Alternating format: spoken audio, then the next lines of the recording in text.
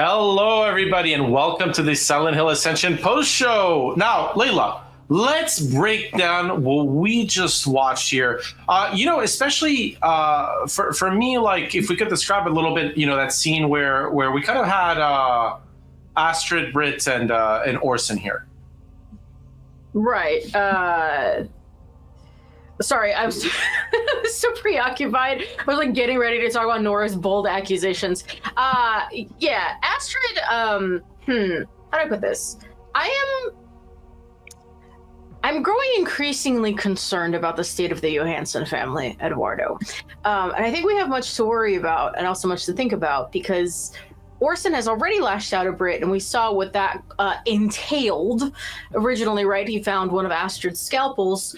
And now, once again, Britt had to lock him into a room for her own safety and also presumably his own. So the boy needs assistance that he is not currently getting. And that is frightening. No, that's the thing, right? You can see a child in pain and a child causing pain also, and eating more than his fair share of food and arms, as is normal. Now, there was one big thing tonight, of course, Toby's voice. Oh, I couldn't tell by the Toby in the chat. Chat went off. You know what? We check over all the scenes every day, and when we rewatched this one, that was my first thought. I was like, oh, chat's gonna go ape shit. And y'all did, and that was great. I love hearing Toby's voice, our bittersweet king, trying to remind Eric to do good things kind of unintentionally. But as we're starting to see with Nora accusing him of maybe having more part in the steel mill incident than we know, do we think Eric always does the right thing?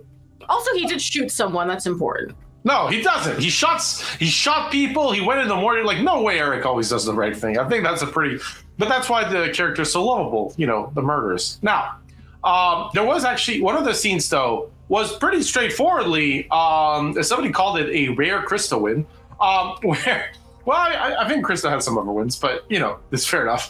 The video that premiered today is where Rachel takes a risk to rescue Faith from the Fanatics. Production will put up, like, a little bit of that scene and kind of the setup. The Fanatic with the knife, a really key image of the Foundation, feels like the knife is the weapon of choice there. Yeah, which is interesting because I feel like they're really bringing knives to a gunfight right now. You never know which of these folks is armed to the teeth with a pistol and ready to use it. But Faith's mommy, I think you should leave now, is really a heavy hitter of a line there because I genuinely cannot tell if it's an attempt to keep Rachel out of danger or if it's an attempt to go be worshipped by the Foundation members. Yeah. Or maybe it's a way to tell Mom, I don't need you anymore. Just go. Yeah, as kids tend to do. Well, I'm all grown up now. I can lead a cult all by myself. I don't need your help. They grow up so fast. They do. They get into the leading cults so easily these days. I know. It's nice to see, right? Like that take of leadership in a child. It's such a rare quality. So yeah, as Jinx Sprinkles puts it, baby's first cult. I think that's a perfect way to put it. Great stuff there. Now, we definitely want to talk about that scene with Eric because I think that was a poignant scene in terms of like the setup. But we're going to go into Norway first, and like kind of the scene we saw in the context of Norway's story, and then we'll give like that scene where we saw Eric with the collector proper time because that deserves proper time and scrutiny. Now, Norway going to come back on. So if you were here in the pre-show, probably going to hear a lot of the same things. But Layla, go for it. Well, it is always my goal that when I have to read anything scripted to never deliver the line the same way twice, and that is why I am an artist. Astrid and Haugen head back to the farm with Orson, but they hear noises ahead of them in the fog. Britt fills Astrid and Leho in on what took place on the docks, but Astrid finds herself pulled away. Astrid converges with a group from Hope's Junction. It not only converges, but now has, met the Foundation members. And I'll say they probably didn't make, like, the best first impression. No, but to be fair, like, it's a little bit hard. It's a little bit of a crisis mode. I get not making the best first impression. You don't have time to tidy your house and to tidy your house after you've murdered two people in cold blood, as Eric did. There were issues to start with. I get it. But one of the key things with the scene today is, we got a little bit of an aggressive piece of tension between Astrid and Britt, in our scenes in the past week. Like, they were like pretty together, and that was one of the rare moments where they were like starting to strife again, and it always kind of evolves around Orson. So it was interesting to see Astrid and Britt again taking their time together. Yeah, kind of dealing with the there's not as much of a rush anymore to address it because they're dealing with the kind of progression of it. It doesn't feel like something you can fix with a conversation or with a book or feeding him a meal. It feels more like a long-term problem for them. So to see them sit back and to really like deal with the gravity of it is new. And I'm glad that they're doing it together, right? Because there was a moment where Astrid, she snapped. Deservedly, but she did. Yeah, I'm not 100% convinced Britt was the one who deserved to be snapped. It makes sense though, like in close relationships like that, when you've lived through the same trauma, sometimes like I get it, but clearly like Astrid just needed to snap. It's a shame that Britt was the one that got snapped on, so to speak. Now, as long as Orson doesn't bite Britt too much, then at least Britt will be snapped by one Johansson. That's true. Well, she's already almost been stabbed. So, 1.5, we'll give it, generously speaking. But Norway's not the only place where things are happening. No, Pennsylvania. Now, again, production's going to put that up on screen. We're going to read it, but let's look at the context, because tonight the two scenes were very much around Pennsylvania. That was there was a pretty key turning point for both Rachel and Eric. Let's look at the story from last week and then let's break it down. So in Pennsylvania, Nora accuses the Hernandez family of being responsible for her brother's death, and as we saw today, in a slightly more specific way. Rachel must decide whether or not to believe Krista, who swears she didn't send the intruders, and Krista begs the others to believe her as a monster approaches the group. So I think we're starting to get to a point where we're approaching perhaps the truth of the steel mill, Eduardo. We're headed there. No, for sure. It's a mystery to be solved, and hopefully we will solve it. One of the big things I thought tonight as a thematic that was interesting is both Rachel and Eric tended to be with other people.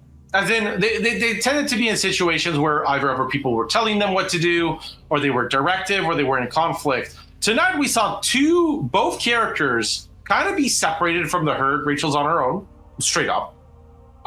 And Eric, while he's with Nora, fundamentally he's on his own. He's got to make a decision. And Toby's voice in his mind there, plus, seeing the collector there, that was a key moment. Like, one of the things that I liked about the scenes tonight is how much we're setting up these two characters to kind of go like, okay, it's time for you to shine. Not someone else telling you what to do, not you being forced into something. What are you going to do now that you're on your own? Pretty much. Yeah, which, we've seen Eric kind of grow into that decision space over the last several weeks, right? Like, at first he would defer a lot, but again, taking decisive action to protect his daughter when he shot the intruder, or asking Nora to trust him, even, right, when they were in the other world, and he very much acknowledged that he should probably be the last person she trusts, but she has to if she wants to get out of this. We're starting to see Eric kind of come into his own and try to navigate this very complicated space. But now it's navigating a complicated space in which he is being accused of being an accomplice to a very terrible thing in the town.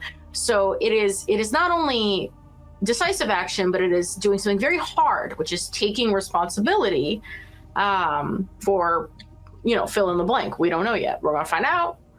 We're going to find out if he had something to do with this, actually, or if Nora's maybe a little bit misguided, but I don't know. He seems a little bit avoidant, so. Eric's been avoidant much, except being with a lot of others naked in a room. But that was a part of the audience deciding that, and we're going to talk about your decisions, audience, from the past week. So that's going to be put up on your screen. Layla, let the audience know what they've done last week. Oh, audience. Last week, you had a choice. You had several choices. One of them was, what will Astra do when she finds Orson and the monster? Y'all said, confront the monster. That was a redemption choice. There was a decision that said, how will Rachel react to Krista's denial? You said, take that girl prisoner. And then, how will Astra react to Halligan's confession? Profess her love. We have a little suffering sandwich here, Eduardo. We got some delicious, fluffy, freshly baked, artisanal, crusty bread with maybe some, grocery store bologna in the middle. Yeah, no, there was. I think with Krista, it makes sense. I think people wanted to see more of her, but not have her in a position of power. So, it's a well appreciated middle of the sandwich. Thank you for bread, by the way, audience. Very important here. The other decision that I didn't put up, but that was really important, is also how will Britt handle Nils' betrayal, and you, the audience, chose forgive them, which was actually really close with the second option. It was also redemption. And today's choice, where you decided that Rachel should challenge their beliefs, was also redemption. So one of the interesting things I think here, Layla and audience, is that the choices are hidden. You're not getting the things you got at the start, but you're still choosing redemption a lot. This isn't a judgment proposition or anything on you. Welcome to choose what you want. But it's interesting that, you had a little, you still want to see, I think for a lot of these characters, I wonder how much you want to see things done right by them. Because that's important, right? You've lived with these characters for literally months now. So, and the thing is, attachment is something that goes over time. It's really hard to hate Rachel when you've been with her for months, when you've seen Wilma speak about the character, when you see her develop. And I think that's a big thing, is our characters are not what they were at the start. No. And I think there is a lot to be said, right? This is a new format. We should acknowledge this is a new format. So you are very much living with these characters in your devices. Oh my goodness, Gracianius twice in one day. You are very much living with these characters day to day in your devices, and also getting to see a lot of the meta context with the voice actors speak. But we've seen the audience opinion flip flop. You're going to be blinded again. I'm so sorry. You're going to see the audience opinion shift, especially on characters like Rachel and Eric. Between everybody started out loving Eric and then kind of hating him, and now he's kind of back up in the public opinion. Britt has always kind of stayed afloat in the top. We love Britt, and then we've seen people grow or Astrid grow on people. So very interesting to see how things are trending. Magic Marmo says, Layla's multitasking live. Y'all should see the amount of windows I have going here. It's like a supervillain layer every Monday, Wednesday, and Friday that I'm on. Oh, yeah. There's like a control panel of stuff here. You don't see it, but trust me, it's here. By the way, one important thing for the eclipse is it's important that only our character is left with one eye. I think our audience should leave tonight with two. So that's really important. So hopefully today you were practicing eclipse safety, and you're wearing, I have sunglasses, but these are not sufficient. You need proper protection. You need one of these bad boys. There we go. Now, Layla, wear those as we talk about a decision opening today. Production is going to put that up on screen. It's not actually a fate decision. It's a binary one. So I would love to wear these, but unfortunately I literally can't see any. So today's decision is loose show today, everybody. Will Astrid let Orson out of his room? Will she let him out? Will she keep him locked up? This is not a fate decision, and it is a binary decision. So folks, follow your gut, follow your dreams, do what you wish with this young man. Actually, you know what? These are not the shades for today. These are the shades for today. Here. Oh yeah, excellent. There we go. It's up to you. We leave that boy's fate and comfort in your hands. Well, so one of the important things, right, in Silent Hill Ascension, right, we've had all these decisions that are very life and death, that are very traumatic, and when it came to the kids, questions that no parent should ever have to ask themselves, right? Like, what do you tell your son about murderous grandpa, right? Like, easy stuff. Tonight, we offer you a much easier decision, which is your child is acting out. Do you let them out or do you keep them locked up? Like, it's a lot more basic parenting questions, which is good. We need need some levity, need a little bit more down to earth before we kind of like devolve into the other world, and then like all the monsters kind of decide what's going to happen to our characters, so to speak. I kind of like it. It's nice to have a classic parenting choice. Yeah, absolutely. And this is me pitching to our team. Now that you've kind of mentioned the monsters again, monsters mentioned. I'm pitching. I know we're gonna have a beautiful what if time coming up, but perhaps like a monster POV. Maybe a little. I'm blanking on the name of the DLC that I'm thinking of for Dragon Age, but you do it through the lens of a darkspawn. Maybe one of those. Yeah. By the way, for our audience, you're looking at the reflection of my glasses. Don't worry. There's a camera there. There's some cues there. There's you, and there's like the information for tonight's show. So no spoilers anywhere. You're not getting anything out of me. But if you do want to hear more about the story, we do have a nice little announcement for you tonight, because we're actually going to talk about our interview in advance, because this interview is going to be a little bit different. Now, you will have met the interviewee before. Our guest will be Stefan Bugai. Now, he'll be coming on Friday, 12th of April, but he will be answering your story questions. So production's going to put those details up on screen. Layla, if you could break it down for us. I would love to. So creative director Stefan Bugai will answer your questions on April 12th, coming up. Today's the 8th. Do the math. That'll be, you can submit your questions to SH Ascension on TwitX, X and Facebook, or Silent Hill Ascension on Instagram and TikTok, if you're hip and also cool. So our folks will be monitoring you. Submit those questions for Stefan, and he's quite an insightful lad. He'll answer a great deal of them for you. So be excited and take advantage of this opportunity. Yeah, one of the I definitely good, and as well we wanted to like give you some time to come up. So it's not just the people that are going to be live on that show. It's also you have time regardless of who you are. And I know people like Turbo Bastard also recorded for posterity, so that way you get a little bit more of that perenity, so to speak. One important thing is do make sure to ask those questions on social. That's actually going to be important, because we're literally going to take from there. So if you want your question answered by Stefan on Narrative, make sure to get it done there. Honestly, look, let's be honest. We said last cinematic cameo, that probably is closed now. If it's not, it's very soon. Which means, the story is like weeks away. So, it's time. It's time to get your questions on the story answered. And if it's not, you'll either get them through Stefan or you'll get them through the story playing out. So either way, as long as you look at our show, it's a win-win situation for you, the audience. But for tonight, unfortunately, there is a losing moment because we are ending our show. We hope you enjoyed our company. Layla's going to recap kind of what happened. And let's close it down. Absolutely, because I am, listen, I'm ready to take us out. I feel very secret agent right now. So in the story, we got the convergence has kind of unconverged. We have Orson trapped in a room. So audience, it is up to you whether or not he gets to come out or not, or when he gets to come out.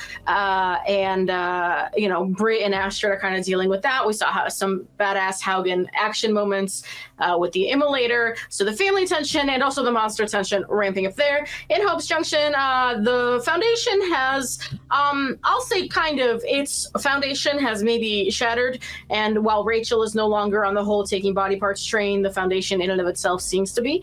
So lots going on there, and we're about to maybe get into some of that steel mill history, just a little bit, dive into that slag pot. Listen, tomorrow we'll continue the story. For now, production, if you wouldn't mind putting up the run of show so I can go over it one more time for the good people. Again, Monday, Wednesday, Friday, 5:40 p.m. It'll be either me or Eduardo or Noah in some combination, two of the three. For the pre-show, 6 o'clock every weekday, you're going to come here, you're going to watch Ascension, you're going to see tensions, monsters, family drama, things unraveling, things perhaps raveling a little bit. You never know. We like to keep you on your toes. Then you're going to come back after the show, Monday, Wednesday, Friday, for another post-show with, again, likely the same two hosts, or perhaps sometimes a special guest. Again, we like to keep you on your toes. We like to keep it fresh. Eduardo changes up his little scarf. Sometimes I cosplay as him. That's just where we're at. So everybody, you wanted Goth Eduardo. The Goth became Eduardo. How's that for you? So thank you all very much on this wonderful Eclipse Monday for spending your time with us. We love you very much and we appreciate you. Eduardo, do you have any final thoughts before we take ourselves out? Yes. So before I kind of do my usual sign off, this isn't actually scripted. One of the important things is Jacob talked a lot about the what if season. As a thing for you, the audience, the canon run of the show will end, but our time together will not. And that's important. But we'll get details of that later when they are relevant. I just wanted to say, because Jacob talked about the what if season a lot, and obviously information on that is something that you will want. But we'll give it to you in due time. Now, for the Goth request, I normally don't acknowledge that I've seen these requests and just do it. I'll just point out very briefly that life has been done in such a way that it might be difficult. So I'm not going to promise this one. The others I try to do, this one might be above what I can do, but I have seen and acknowledged. If I don't do it, please know I do still care about you deeply. Audience, it's always a pleasure to be with you. 3 nights a week. You have a delightful time. We do too. So on that note, wherever you are across the world, whether it's morning, afternoon, evening, night, or second night, I hope you had a delightful time in our company. Please take care.